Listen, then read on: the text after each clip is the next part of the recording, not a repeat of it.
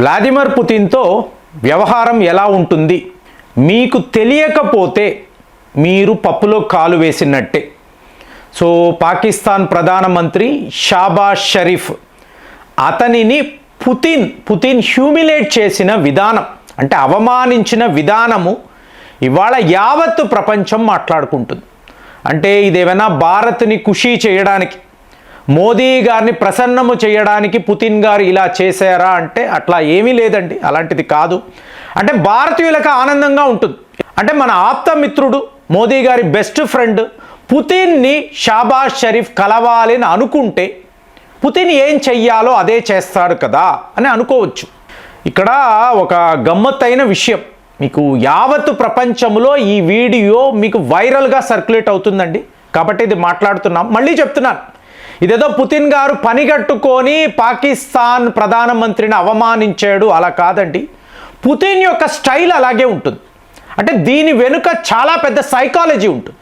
నేను ఎప్పుడు ఇదే చెప్తూ ఉంటాను, మీరు ఆ బాడీ లాంగ్వేజ్ని గమనించాలి. ఒక ఇంటర్నేషనల్ లీడర్ మీ దేశానికి వచ్చినప్పుడు అతని యొక్క ప్రవర్తన ఎలా ఉంటుంది, అతని హావభావాలు ఏమిటి, అతను నడుస్తున్న విధానం ఏమిటి, అతను షేక్ హ్యాండ్ ఇస్తున్నప్పుడు ఎలాంటి మూడ్తో ఇస్తున్న, ఇవన్నీ మీరు గమనించారు అనుకోండి, మీకు ఈ రిలేషన్షిప్ ఏమిటి అనేది అర్థమవుతుంది.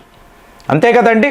సో పుతిన్ యొక్క body language I am the boss అలా కాదు, I am your best friend అని భారత్లో ఇది అతని ప్రవర్తన.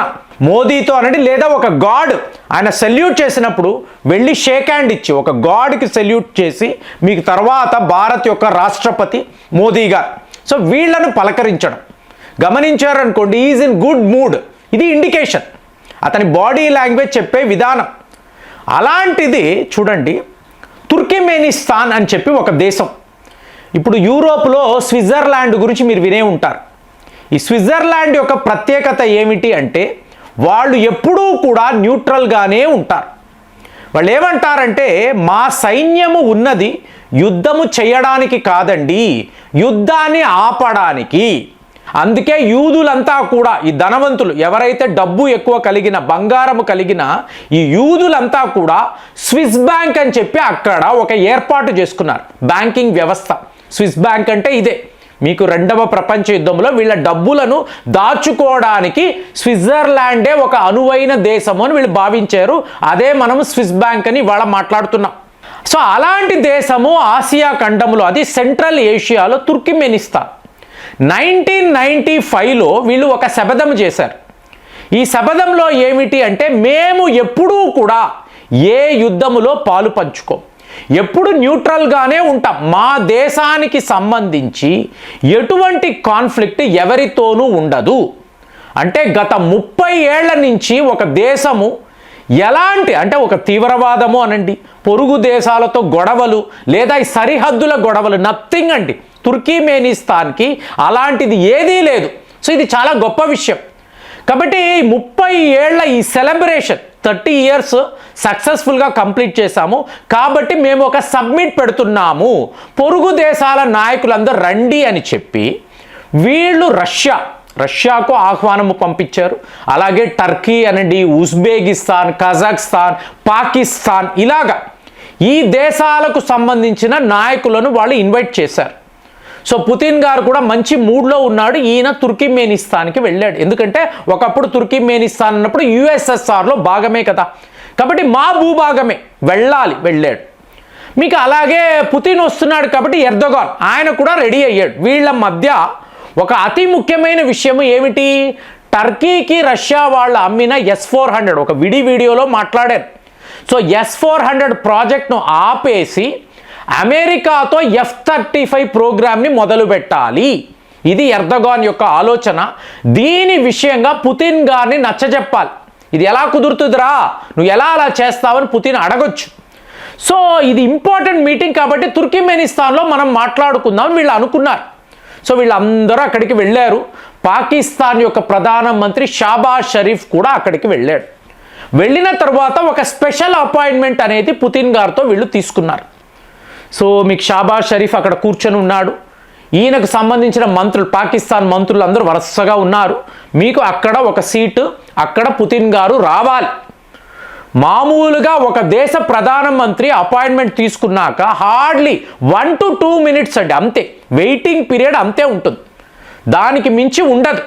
సో ఇక్కడ మీరు నమ్మరు ఫ్రెండ్స్, 40 నిమిషాల పాటు మీకు షాబాజ్ షరీఫ్ అలా కూర్చొని ఉన్నాడు. ఇంటర్నేషనల్ మీడియా కెమెరాలు పెట్టుకొని, ముఖ్యంగా రష్యన్ టైమ్స్ వాళ్ళు అక్కడ కెమెరాలు పెట్టుకొని కూర్చొని ఉన్నారు. పుతిన్ గారు రావడం లేదు. సో 40 నిమిషాలు అయిపోతుంది. అప్పుడు ఈ మంత్రులు ఏంటండి ఇలా ఎంతసేపు మనం కూర్చోవాలి, బాలేదు కదా అంటే షాబాజ్ షరీఫ్కి కోపము వచ్చి ఏం చేశాడో చూడండి. నేరుగా లేచి మనమే వెళ్దాం పదండి అనేసి మీకు గేట్ క్రాష్ అండి. అంటే పుతిన్ మీకు ఎర్దోగాన్ మాట్లాడుకుంటారు, చాలా సీరియస్ డిస్కషన్ జరుగుతుంది. నేరుగా వాళ్ళ ఛాంబర్లోకి వెళ్ళి గేట్ క్రాష్ చేసి ఏంటి నేను ఇంతసేపు వెయిట్ చేస్తున్నాను, రాలేను అని చెప్పొచ్చు కదా అని చెప్పి అక్కడ నిలబడి ఒక ఫోటో తీసుకొని పదండి అని వెళ్ళిపోయాడు. సో పుతిన్కి ఎంత కోపము అంటే ఇలా రావడం ఏంటి, వెయిట్ చేయాలి కదా, అలా ఎలా కుదురుతుందండి? అంటే మీరు పుతిన్ అపాయింట్మెంట్ ఇన్ని 40 నిమిషాలు వెయిట్ చేస్తారా? నో, అలా జరగదు కదా. అంటే పుతిన్ని మీరు గమనించారు అంటే మీకు పుతిన్ యొక్క సైకాలజీ, మీరు ఐఆమ్ ద బాస్ అండి, ఇది 100 సార్లు చెప్తాను. నేను ఇక్కడ చెప్తున్నట్టే జరగాలి, ఎవరి మాట కూడా నేను వినను. అంటే వినను అన్నప్పుడు ప్రతిదీ తన టర్మ్స్లోనే. ఏంటి, 50 దేశాలతో యుద్ధము చేస్తున్న వ్యక్తి, అతని యొక్క మైండ్ సెట్ ఎలా ఉంటుందో చూడండి. మైండ్ సెట్ కాదండి, మీరు ఆఫ్టర్ ఆల్ పాకిస్తాన్ ప్రధానమంత్రి. మీకు డొనాల్డ్ ట్రంప్ ఈ యుక్రెయిన్ సీజ్ ఫైర్ గురించి మాట్లాడతాను అని జెలెన్స్కీని పంపించి తరువాత పుతిన్తో ఒక టెలిఫోనిక్ కాన్వర్జేషన్ మాట్లాడాలి అనుకుంటే ఆయన అక్కడ మీటింగ్లో ఉన్నాడు. పుతిన్ గారు గంట సేపు అమెరికా అధ్యక్షుడు వెయిటింగ్లో ఉన్నాడు. వైట్ హౌస్ నుంచి పదే ఫోన్ కాల్, పుతిన్ని ఎవరు డిస్టర్బ్ చేయలేరు. సో వాళ్ళ సెక్రటరీస్ వచ్చి డొనాల్డ్ ట్రంప్ గారు అక్కడ వెయిటింగ్లో ఉన్నారండి అంటే సరే ఉండని, మీటింగ్ అవ్వాలి కదా. సో మీటింగ్ అయిపోయిన తరువాత చెప్తున్నారు, ఏమండి ఆయన గంట సేపు నుంచి సరే పద నేను క్రామ్లిన్కి వెళ్ళి మాట్లాడతాను. ఇది పుతిన్ తీరండి, ఎవరిని లెక్క చెయ్యడు. ఇంకా చెప్పాలంటే ఎలిజబెత్ మహారాణి 14 నిమిషాలు పుతిన్ కోసం ఆవిడ వెయిట్ చేశారు. అంటే ఇతని లెక్కలో ఏంటంటే వీళ్ళతో నాకేంటి, వీళ్ళు నన్ను ఎలా చూస్తారు, దీనిని బట్టే అతని యొక్క ఈ టైం పీరియడ్ అనేది ఉంటుంది. మీరు అలాంటిది మీరు నమ్మరు, షాంఘాయ్ కోఆపరేషన్ ఆర్గనైజేషన్లో మోదీ గారి గురించి పుతిన్ 10 నిమిషాల పాటు తన కారులో వెయిట్ చేశారు అంటే నమ్మడానికి ఇది ఒక ఇంపాసిబుల్ కదా. ప్రతి వాళ్ళు ఇతని గురించి వెయిట్ చేయడమే. చెప్తున్నా కదా, మహారాణి, అమెరికా అధ్యక్షుడు, మీకు టర్కీ అధ్యక్షుడు ఎర్దోగాన్ అయితే 10 నిమిషాల పాటు ఇలాగ వీళ్ళు పుతిన్ కోసం వెయిట్ చేయడము. కానీ ఇక్కడ ఎస్సీఓ చైనాలో మోదీ గారి గురించి పుతిన్ వెయిట్ చేశాడు అంటే షాకింగ్గా ఉంది.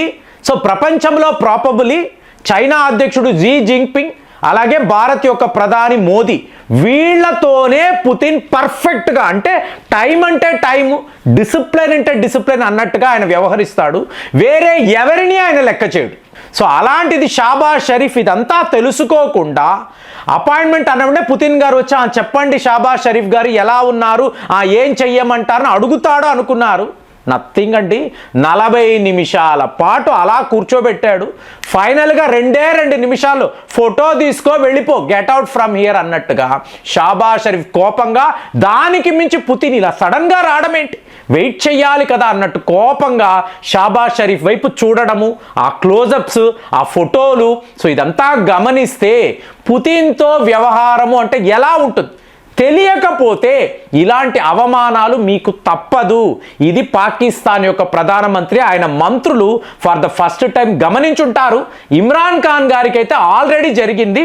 ఇవాళ షాబాజ్ షరీఫ్ ఇంతలాగా అవమానపడి తిరిగి పాకిస్తాన్ వెళ్ళిపోయాడు. ఇదే జరిగింది. మరి ఈ వార్తను మీరు ఎలా చూస్తున్నారు, పుతిన్ యొక్క తీరుని మీరు ఎలా గమనించారు, కామెంట్స్లో రాయండి. మళ్ళీ వచ్చే వీడియోలో కలుద్దాం. జై హింద్.